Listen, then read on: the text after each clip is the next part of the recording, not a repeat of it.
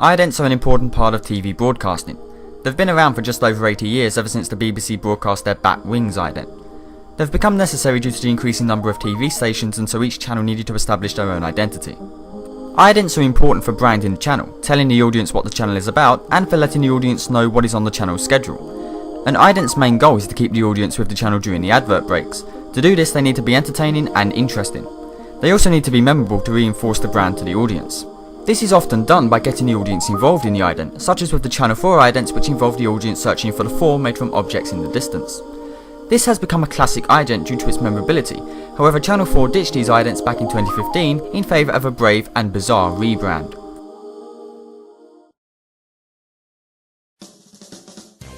For Unit 32, I needed to plan and create an ident for our channel. First thing I did was create a mind map where I could devise some ideas for potential idents. My original idea was to create idents based on the college environment, as the channel, originally called Peer TV, was envisioned as a college-based channel. I began to expand the mind map to include the surrounding areas of the college, such as using parts of Southend, as well as means of travel, such as buses and trains, specifically the C2C rail. I added fun to the map as I wanted to show off some of the fun aspects of the college, such as the practical work using cameras and sound equipment, as well as various friendship groups. The first idea I came up with using the map was to follow a college student down the college hallway before blurring and revealing the channel's logo. This formed into my first ident.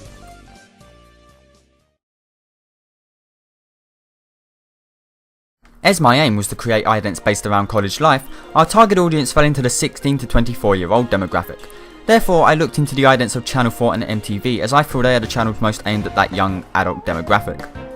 I found myself disliking the MTV idents a lot, finding them too flashy and awkward. The Channel 4 idents were clever but very complex, and given the time frame, I decided to skip that idea. I looked back at the ITV1 idents and felt that they would work quite well with the college setting, especially if I went with a more sombre tone rather than a big and bold one. I integrated the concept of the logo casually appearing over the ident from the ITV logos with the footage I had of the college, which I felt had a nice effect, but I had strayed a little from my target audience. I used the mood board to give me ideas, and I added the 2 potential logos over the top to see how they clashed with the images I had chosen. The mood board helped me come up with many ideas, but I only used a few of them.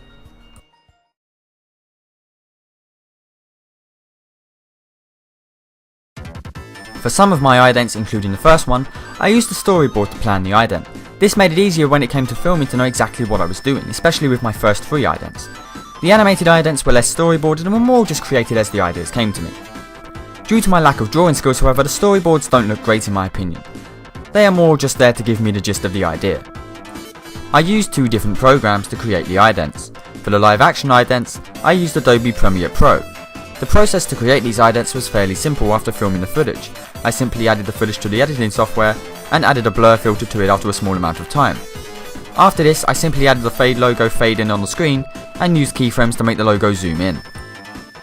For my 4th ident, however, I also used the colour effect to make the sky of the beach yellow rather than blue, which was done by highlighting the parts of the video I wanted yellow and colour keying them. For fully animated idents, however, I used Adobe After Effects, as it's a program more focused on animation than Premiere Pro, and therefore has better animation options. Making these idents involved using specific objects and individually keyframing them to form a motion or pattern. One of my original ideas was to make an ident with a hand-drawn UFO which would release the Peer TV logo onto the screen. I even storyboarded it and drew some concept art. I realised, however, that this ident would take far too long to make and would be too complex to produce, so I decided to use computer-generated sprites and then keyframing them to make the animation work. I had a long list of ideas for idents I wanted to make, but as I had a time limit, I decided to create the ones that I found most interesting and appealing, but that would also be fairly simple to make. I filmed some footage of a C2C train leaving Southend Station, which I made into my first ident. This concept was the foundation for the rest of my ideas, and I planned to make them all feel similar for the sake of continuity, as I did with the road ident. Eventually, however, I decided to start experimenting with different ideas. I found some footage of waves hitting a beach and decided to mess around with it to make it fit with the channel more. I used colour key on Premiere to colour the sky and sea yellow to match the logo. As the original footage wasn't legally mine, however, I decided not to use this as my final ident. But it made a good practicing ground, and I still think it's a good concept. The next ident I made was the UFO ident, which I liked, but felt it was a bit too simple to be used as my final ident. Given more time, I would have added more complex animation and a soundtrack to the ident. For the next ident, I decided to reference the show we made for our 2D animation project, Space Adventure. As many TV channels reference shows that are currently showing on them through idents, I decided to reference ours and link the 2 projects. This was a very simple ident to make, as I simply added the PTV logo to the spaceship sprite and had it fly past the screen before it faded into the channel's logo. Given more time, I would have made it more impressive, which is why I decided not to use this as my final ident. The ident I decided to use as my final one is the one that I spent a lot of time on despite its simplicity.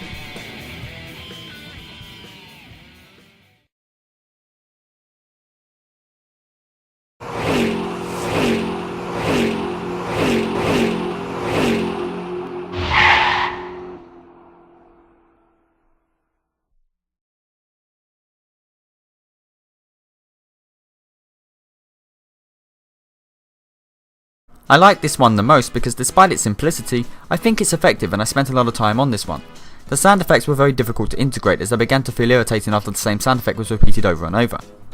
I spent some time altering the pitch and tune of each sound to make it feel less repetitive, but the animation was the most complex thing about the ident.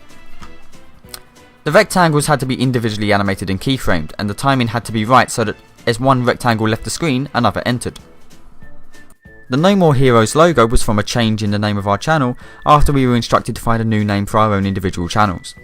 The name No More Heroes is one that I've always liked, although I plan to have the channel's name often abbreviated to initials, but I felt this ident suited the full title better.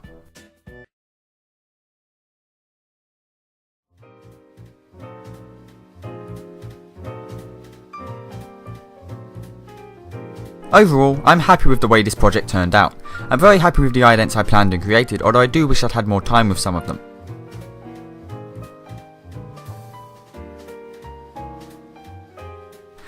Some of the idents like the UFO and the spaceship needed to be more complex and interesting to be effective, but they still look fine in my opinion.